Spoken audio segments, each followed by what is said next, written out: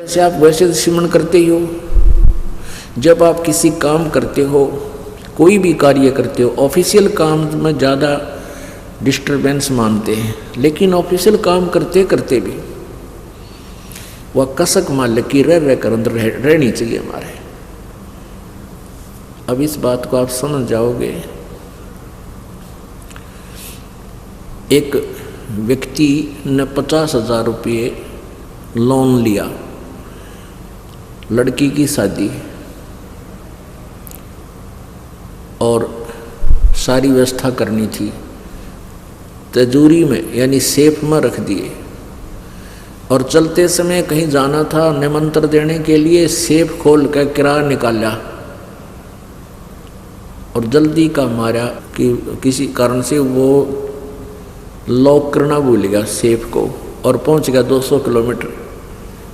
उस पुराने समय की बात है। चल आजकल भी ऐसा ही आता, आजकल तो मोबाइल हो गया, जब फ़ोन कर दे संभालिए चाबी ने, यानी पुराने समय की बात है।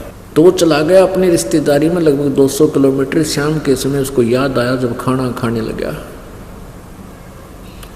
अकोतरे की चाबी भूलिया मत और तिजोरी सेफ खुली छोड़ा है। भगवान कोई निकम्मा आदमी ना घुस जा, बच्चे दरवाज़ा खुला छोड़ कर चले जाए, मकान का कोई आना जार पता नहीं, ऊपर से शादी आ गई और ये मुश्किल से उधार में लोन मिला था और कोई पैसा मिलेगा नहीं, तो उसको कितनी चिंता।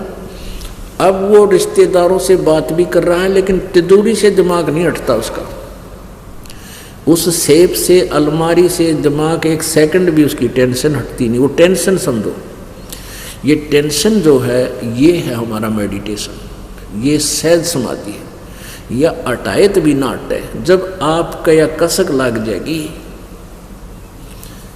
वो कसक कैसे लगेगी।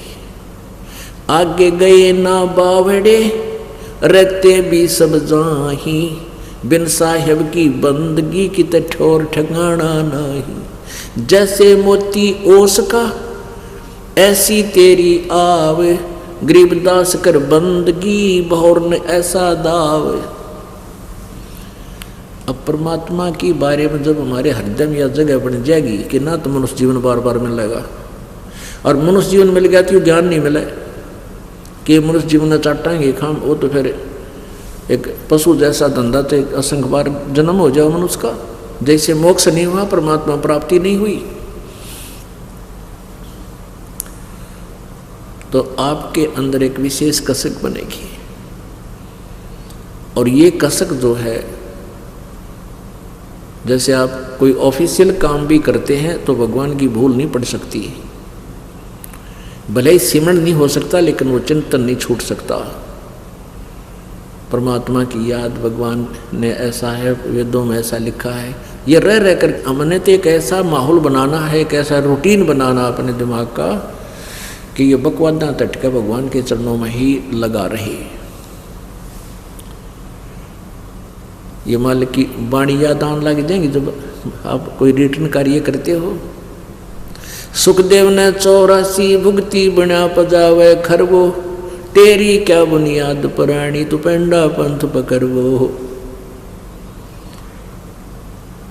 कि इस तरह की बातें याद आवेंगी कि सुखदेव जैसे ऋषि भी सत्साधना ना करने से गदा बना कुमार के माटी डोई, और परमात्मा कहते तेरी क्या बुनियाद पुरानी तू पेंडा पंथ पकड़ो। पेड़ा माने पंथ माने वे ऑफ वर्शिप, पूजा की विधि, पूजा का मार्ग, ये अकॉर्डिंग टू द शास्त्र, ये पकड़। तेरी क्या बुनियाद है, तू अटपट करने लग रहा है, अपनी मन मर्जी से साधना कर रहा है। तो कहने का भाव ये है पुण्यात्माओं, परमात्मा की जो वाणी कहते हैं, एक यज्ञ है धर्म की, दूसरी यज्ञ है ध्यान, और तीसरी यज्ञ ये हवन की। अब हवन कैसे करते देखे हमने, ये भट्ट बाड़ा करते, गेर का लकड़ी बड़ा कुंड बना लेते, उसमें गेर का लकड़ चंदन का लकड़ी और स्वाहा स्वाहा लोटे पर गेरे, उनका कोना घर तक पड़ा हुआ था, गिरनिए थे। अब उस लकड़ी के द्वारा हवन करने से लकड़ी भी जलती है, लकड़ी से कार्बन डाइऑक्साइड पैरेलल बराबर बनती जा रही है। और हम हवन कैसा करते हैं, एक 100 ग्राम, इसमें मेरे ख्याल में 100 ग्राम रुई नहीं लगी हमारी इन ज्योतिया में, ज्योति जला रखी। और इसमें अब के लगभग 2.5 क्विंटल से भी ज़्यादा हवन होगा। पिछली बार 3 क्विंटल और 30 किलो किया था हवन। तो मुश्किल से 200 ग्राम 150 ग्राम जो है ना रुई लगी होगी, और 3 क्विंटल से भी 30 किलो ऊपर हवन हो गया। और जब लकड़ियाँ तो करीबन मान 1 क्विंटल गेला लकड़ी जो फूकनी पड़े इनमें, तो वो कार्बन डाइऑक्साइड साथ में। तो परमात्मा ने जो तरीका बता रखा है कि एक ज्योति लगा दो, हवन हो रहा है। हवन घी के प्रज्वलित होने से ही हवन होता है। भगवान की चर्चा कभी करो, किसी समय करो, वो अलग है, वो ज्ञान चर्चा है। तो तीसरी यज्ञ है हवन की, या हवन भी होता। चौथी यज्ञ प्रणाम। एक प्रणाम करने से भी एक यज्ञ का पुण्य आपको प्राप्त होता है। पर हृदय से न देखा देखी नहीं लौटना है कि सारे लौटे हैं मैं भी लेट जाऊं, प्रणाम करना है ना, बूंदा सा लगूंगा एकला खड़ा रहा था, ये कोई प्रणाम नहीं है, उसका अकाउंट नहीं होगा। कहते हैं जय गोपाल दंडवत करो, चाहे पैरा पड़ प्रणामे, पर दुआ करो दिल पाक से है, वो असला असल सलाम। जब प्रणाम करो दिल पाक से, पवित्र हृदय से, सच्चे दिल से, अपना परम कर्तव्य जानकर, इस मिट्टी को मिट्टी जानकर और प्रणाम करो। इससे अभिमान खत्म होगा। अभिमान जीव का सबसे बड़ा शत्रु है। जब तक हमारे अंदर अहंकार है, भगवान नेक्ट नहीं आ सकता। और हमने चाहिए भगवान चाहे किसी प्रकार मिल रहे, हमने तो परमात्मा के लिए कमर कसी है, फिर उसमें अग्रम मग्रम किसा। जो बच्चा मिलिट्री में भर्ती हो गया और वहाँ जाकर वो सारी रिहर्सल करवाते हैं उससे, सारे ऐसे कोनियों के बल भी चलवाते हैं, रस्सों पर भी कुदवाते हैं, ऐसे पकड़ कर भी ऊपर, यानी सारी प्रैक्टिस कराते हैं ताकि मार ना खाओ बालक। कभी आमना सामना होगा जब शत्रु थे, ये हर दाव लगा ले, सब तरह ट्रेंड हो। तो दास भी आपको यहाँ ट्रेंड करना चाहता है कि जब काल के साथ आपका आमना सामना होगा, यानी यहाँ से हम जब चलेंगे तो आप मार ना खा जाओ। अब जब फौज में भर्ती होए गया तो फिर नखरे किसे भाई, सारी क्रिया करनी पड़ेगी, वहाँ अपनी ना चले। तो ऐसे यहाँ भी आपने प्रवेश पाए लिया तो हमने हर तरह से अपने आप को ढालना पड़ेगा जो परमात्मा के नियम है, तभी हम सही सिपाही होंगे, तभी हम सही भक्त होंगे। तो पुण्यात्मा 5वीं यज्ञ है ज्ञान की। अब ये ज्ञान यज्ञ जो आपका चल रहा है, सत्संग रह रहे कर सुनाया जाता है, इसका बहुत पुण्य आपको मिलता है। और हमारा कोई सिर में दर्द नहीं, 4-4 घंटे 5-5 घंटे सत्संग करूँ दिन में, और फिर आप जी से साथ आपसे मिलता हूँ, कुशल मंगल पूछता हूँ। तो आपको यहाँ बुलाने का उद्देश्य है कि डॉक्टर को पता होता है कि ये रोग कटेगा कैसे मरीज का, तो वो हर ट्रीटमेंट समय पर देता रहता है, तभी वो स्वस्थ कर देता है। तो ये ज्ञान यज्ञ है। तो कहते हैं तुलसी पिछले पाप से हरि चर्चा ना बावे, अच्छी नहीं लगे, और जैसे जबर के बेगते भूख विदा हो जाए।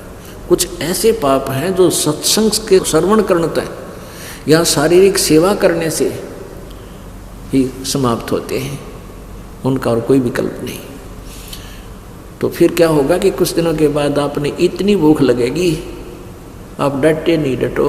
वही व्यक्ति जो पहले 1/2 घंटा भी नहीं सुन सका था माल्य की वाणी को, अब वो न सोचा 2 घंटे के बाद भी आगे और के बतावेंगे गुरु जी, कौन सी कथा सुनावेंगे। तो ये भूख लगी, आप स्वस्थ, आपकी आत्मा स्वस्थ होगी। और आपके मन में मान ले कभी भी साल में 2 वर्ष में ये आने लगा कि ये कथा तो मैंने सुन रखी है, गुरु जी ने फिर वही सुना दी, तो समझो आप फिर अस्वस्थ हो गए, आपके ऊपर कोई कर्म की मार ज़्यादा होगी। अब जैसे सुबह रोटी खाई थी आपने, रोटी वही है, सब्जी फेर बदल हो सकता है थोड़ा बहुत, और सुबह भूख लगी और शाम को फिर वही रोटी, अगर आपने ये लगा कि ये रोटी तो खाई नहीं थी सुबह, यानी अरुचि होगी आपकी, तो समझो आप फिर बीमार हो लिए। आपके कहे तो बदहजमी होगी या कोई बुखार घेरने वाला है। तो उसका ट्रीटमेंट क्या है? जैसे अब ये सत्संग आप सुन रहे हो और ऐसा लगता है कि ये कथा तो बहुत बार सुन ली, गुरु जी पिछली बार भी ऐसा सुनाया था। अरे 100 बार सुन ले। सुबह रोटी खाई, भूख लगी, शाम में फिर भूख लगी है तो आप समझ तो नहीं तो आपकी आत्मा पर फिर कोई ज़बरदस्त दबाव आ गया। उसका ट्रीटमेंट क्या है? उसका विकल्प क्या है? कि ना चाहते हुए सत्संग को सुनता ही रहना चाहिए। फिर आध घंटे के बाद देखना आपकी कैसे रुचि बढ़ती है, क्योंकि ये साथ में मेडिसिन का काम भी करता। अब परमात्मा क्या बताया करते हैं? वेद कतेब झूठे ना भाई, झूठे हैं जो समझे नाही। ये वेद झूठे को ना, तो मैं सुनी सुनाई लोक वेद दंत कथा बना रहे थे, भगवान निराकार है, निराकार है, उसका प्रकाश प्रकाश देखा जाता है। अरे भगवान बिना प्रकाश क्या का देखा? अब कोई कहे सूर्य निराकार है, सूर्य का प्रकाश देखा जा सकता है? कोई मेल खाई बात कभी भी नहीं। ये तो अंधों की बात, अंधों से सुनी हुई, अंधे ही आगे प्रचारक बने हुए हैं। आंखों वाला ये नहीं कह सकता कि सूर्य निराकार है, सूर्य का प्रकाश ही देखा जा सकता है। अब रामानंद जी भी ये कहने लगा कि ये भगवान, इससे सिद्ध है कि वेद तो झूठे हैं फिर, क्योंकि हम वेदों में तो परमात्मा निराकार लिखा है। कबीर परमात्मा बोले कि नहीं, वेद पढ़े पर वेद न जाने, ये बाँचे प्राण 18। और जड़ को अंधा पत्ते खोवावे, भूल गया सिरजनहारा। वेद पढ़े पर भेद ना जाने, ये बाँचे प्राण 18। अब यहाँ थोड़ा सा निर्णय देते हैं आपको। वेद पढ़ने पर समझ में आता नहीं के बढ़ने हैं। अब सतयुग के ब्राह्मण, सतयुग के ब्राह्मण, व्यास जी लिखते हैं देवी पुराण में, देवी पुराण के 6ठे स्कंद में 414 पृष्ठ पे, कि सतयुग के ब्राह्मण वेद के पूर्ण विद्वान होते थे और वो दुर्गा की पूजा करते थे। अरे थरा के जो परमात्मा कहते हैं वेद पढ़ने पर वेद ना जाने, ये बात पुराण 18। और फिर भी न कहें भगवान को भूल के ये मूर्ति बना कर देवताओं की पूजते अंडे और भूल गए सिरजनहारा।